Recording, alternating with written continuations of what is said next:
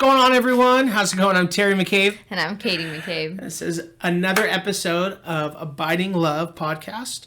And we wanted to talk to you a little bit about today, about the importance of having things that you share as a couple, that you do together, and allowing for things that you do individually, right? That individual time that can just help marriages thrive as we always want. So check out what we have for you. If you're like us, that day you said I do, you meant it when you said, till death do us part. What you thought would be a fairy tale and a happily ever after has turned into one of the toughest things that you've ever gone through in your life. We believe that God designed our marriages to be a blessing that brought us so much joy and so much happiness, as well as brought us closer to Him. Unfortunately, that's not what's taking place today in our world. Marriages are ending at an unbelievable rate. Families are being torn apart and people's lives are being changed forever. Welcome to Abiding Love Radio. My name is Terry McCabe. And I'm Katie McCabe. In this podcast, our hope is to encourage you, pray for you, and give you tips, tools, and resources that you can use to help your marriage today so that your marriage will thrive tomorrow.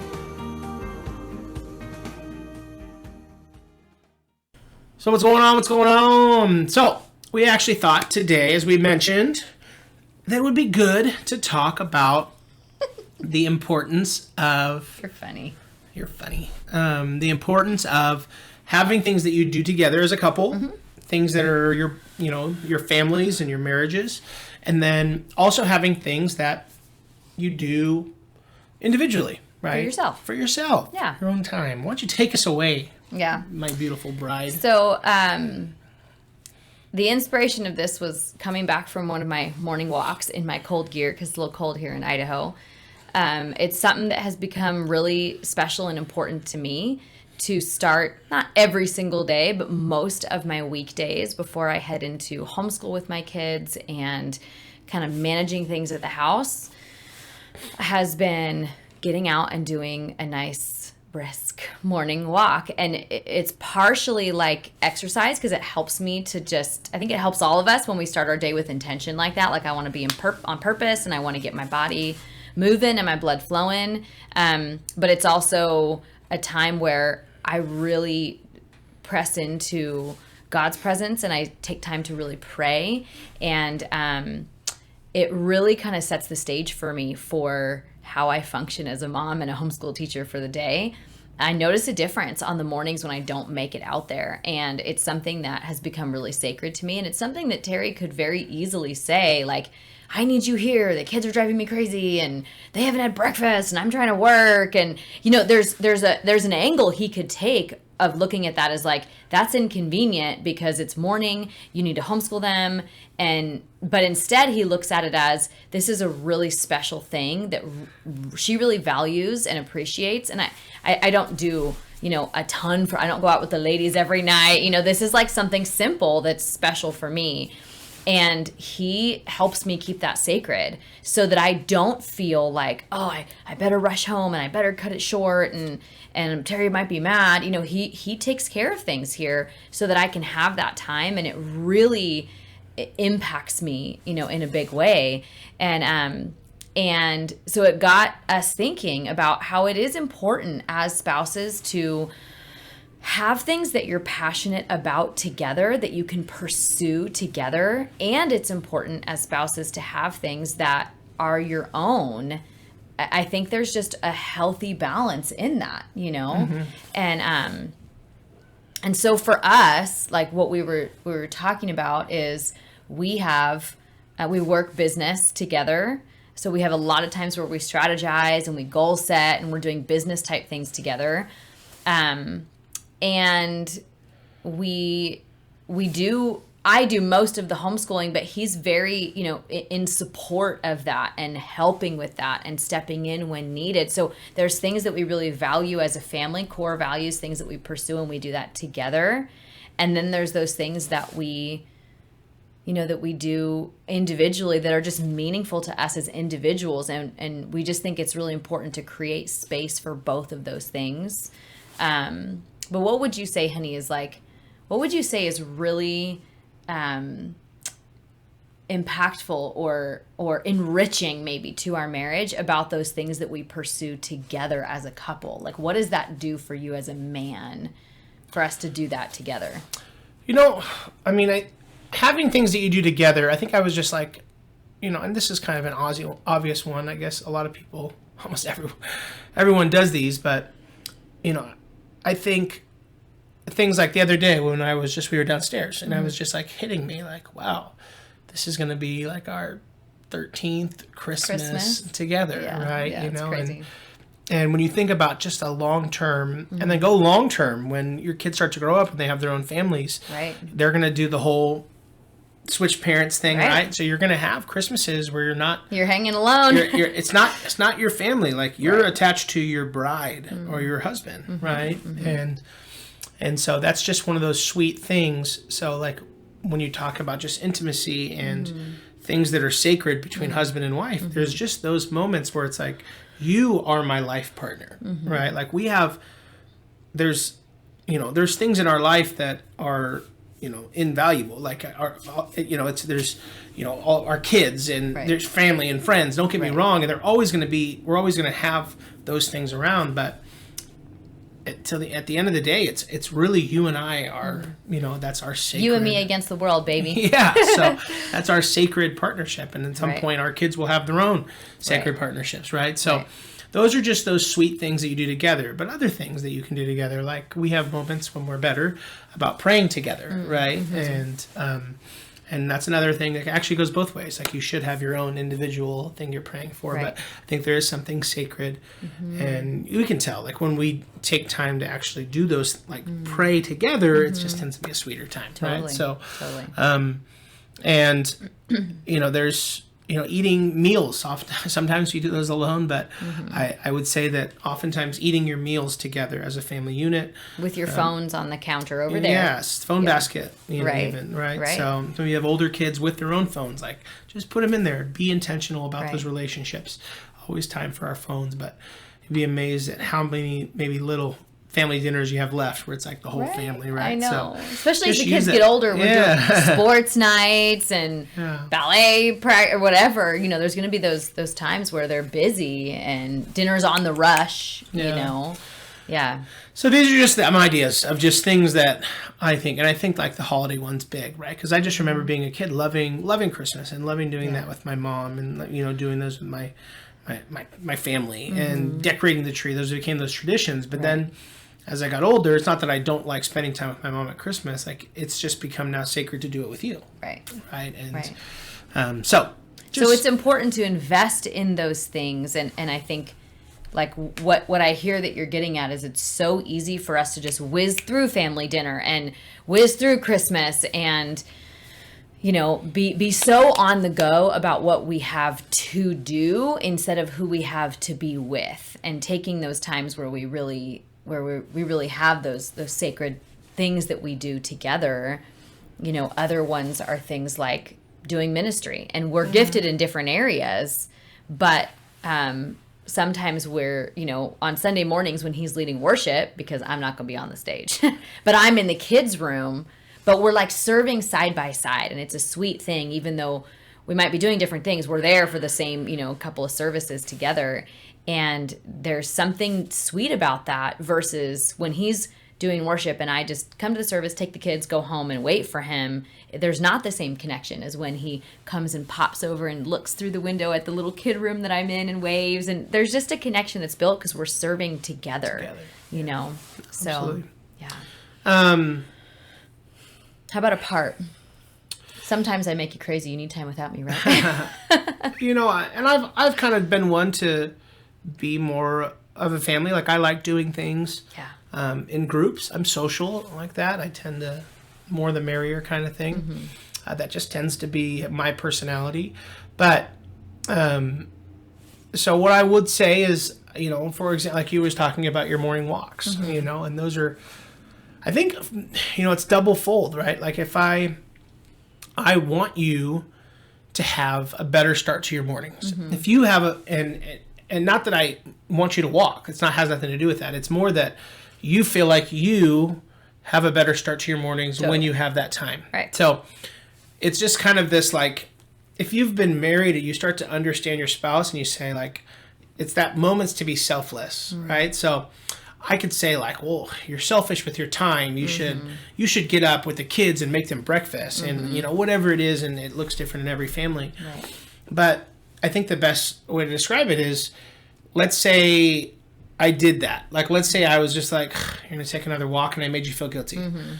So then instead of doing that, you just were like, okay, and you just got ready and then you started working with the kids. Like, would you say that your morning has gone the best? Like, no. Totally to you, your morning hasn't gone the best. And then that can kind of, it spirals your day. Not that you're even being vindictive, but you don't feel as good about your day.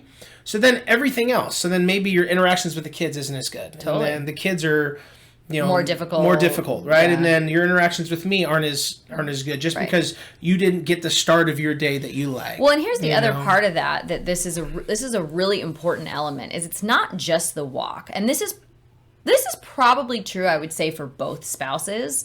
But what's really impactful about that is that you support me in it. So like the As I was saying, it doesn't like, I'm not like, you need to walk, dear. Totally. No, he just knows that I want to. He's not calling me fat. Get out there, right? He just knows that I enjoy my morning walks. And so, I believe that this probably goes both ways, but I know for women especially, the fact that you are like, yeah, go, I know you value that, go and do that. Like, that probably means more in a sense than the walk itself.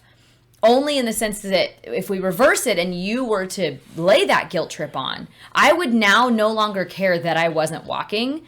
That would be secondary to the fact that I wasn't being cared for, in the sense that, like, you see something that's meaningful to me and you don't care that it's meaningful to me. That is the harder part. Or I can imagine on the flip side, the wife who nags, like, you're always at baseball or whatever, like, you would feel like, gosh, it's not really about the baseball, although that is, it's something, it's a joy for you. But now it's even more awkward because I feel this, like, I'm gonna have this tension waiting for me at home if I go do my weekly softball game with my buddies, because my wife doesn't support me in that. And so now I know, you did softball, you know, there's that bitterness that comes into it. And so that's, like, I think one of the biggest parts of it is, it's like, we need that. I need my walks. You need the softball time. It's just a good thing to do. Yeah. But having the mutual support and respect of those things magnifies it tremendously, and it allows us the freedom to enjoy those things. Because you could be like, sorry, honey, I'm going to baseball, even if I didn't want you to do it, but you wouldn't enjoy it as much as when you know that I'm like, go have a good game. Or maybe I come and watch the game, you know? That support is such a big part of having those individual things that are meaningful to us. Yeah, you know, I think that's really where it hits it, is like, it doesn't really matter. I think in everything that you're doing, if you're doing it out of love and you're doing it with the thought process of the other person. So, like, you can take it one step further and just say, like, well, I know it's important to you, so please go enjoy your walk. Yeah. Like, enjoy it. Now, on the flip side, you know, I'm here with the kids, like, managing it. Right. As I'm here with the kids, you know, like, that can sometimes get crazy because I'm not starting their school day. I might be spending time with them, hanging out with them. Right. So you also know on the flip side that you probably shouldn't take a 4-hour walk. Totally. Right? So it's kind of like you're also thinking of me, saying, like, I want you to gladly enjoy whatever walk you need. Right. But there's always that compromise in the middle. It's the parameters of respecting it. And I'm going to give this example more for the guys. So, like, guys, you want to go watch football with your buddies, let's say, on Sunday. I believe that if that is something that's important to you, like everything, there's a balance, right? So I don't go and watch sports every night at a buddy's house, because now you're away from the family. Then it will become something where it's tough on your wife. Totally. And even if she's trying to love you in it, you're putting challenges and burdens on her because she's by herself when you could be helping. Right. So, like, limit it to maybe once or twice, depending on how frequent that's important to you. Right. And then when you're there, stay for a half. Stay for one game. Don't watch, you know, if it's Sunday, you don't watch the 10, the 1, and the 6, and then be like, well, you don't support me in this. Right. You know, if you go golfing, golf and go home because golf's long, right? Don't go to breakfast before, go to lunch after, wait 3 hours and then go home, because now you've turned something that was like a fun little thing that was important to you to do, that your wife's supporting you to, like, it's kind of a burden on the family, right? And that's especially true if it's a consistent thing. If you're like, hey, me and my buddies want to go. One time you did a golfcation, and it was super fun. I think you did 2 nights away, and they, golfed. They planned it out. They planned it out, right, and it was like, that was awesome. Go do that, once a year, or what. Make it a fun thing like that. But what Terry's referencing is like, if you every Sunday you go watch 3 football games with your friends, your wife might eventually be like, dude. Every night, and I will say, like, there's plenty of guys out there that enjoy some video games. You enjoy time, you connect with friends, play with your kids. And I think that's perfectly acceptable. What I will say is there's sometimes guys will play 8 hours every night. Mm-hmm. Don't use this video as a crutch to be like, no, well, this McCabe said that, you're supposed to support me in my habits. Yeah, there's healthy habits and there's a healthy balance. Right. So what I'm saying 8 hours of video games, we're officially declaring is an unhealthy habit. Okay, so if you want to go nuts one day a week, go nuts. If you want to play it here and there, and you want your spouse to support you in it, but you also have to understand the balance of what's going on in your life, right? Guys, like, if you're ladies, there's plenty of wives out there that are like, no kids, I need a girls' night, or I need alone time, I need something. And like Katie said, she's not like, I need to go out with my girlfriends, have a few drinks. Like, no, she's not as much like that. But there's plenty of women who are. And so husbands, you should support your spouse in that. You should support your wife in that.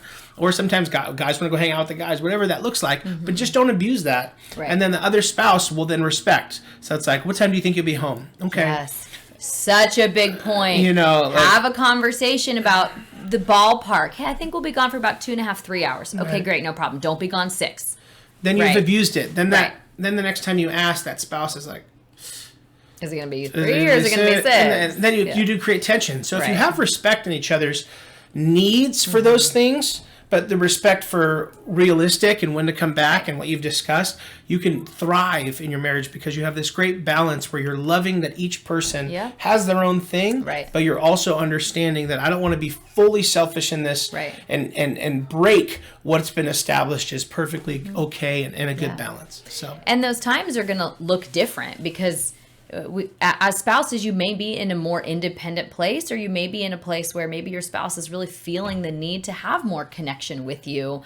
And so, maybe for some, a half a football game is like, okay, I really just need you home. The kids are really difficult. Maybe you're in a season with tough kids or whatever.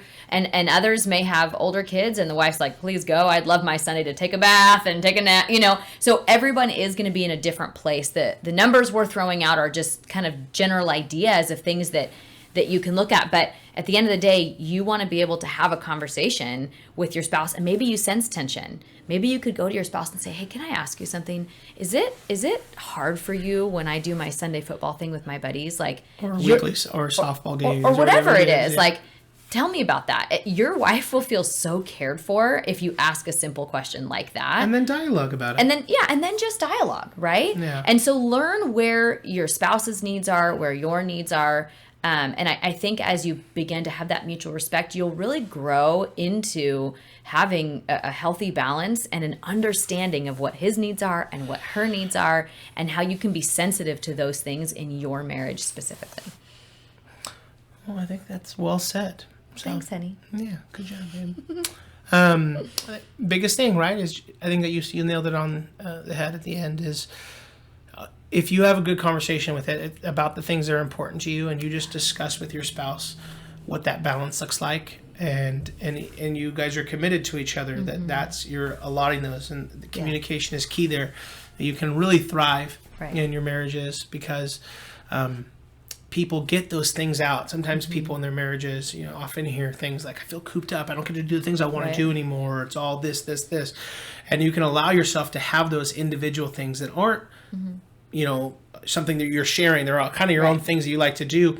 And so you can have a little of both of that, so you can feel yourself and excited and rejuvenated, so that when you come together, you guys are just, rejuvenated and and you felt like you got something that you enjoy, got to do, and then your spouse loved that you did. So, and when you do that, you end up meeting each other's needs really well because you feel cared for and renewed and whole. So hope you're encouraged. We look forward to giving you more info next week. Enjoy your weekend. Have a good day. Bye, guys.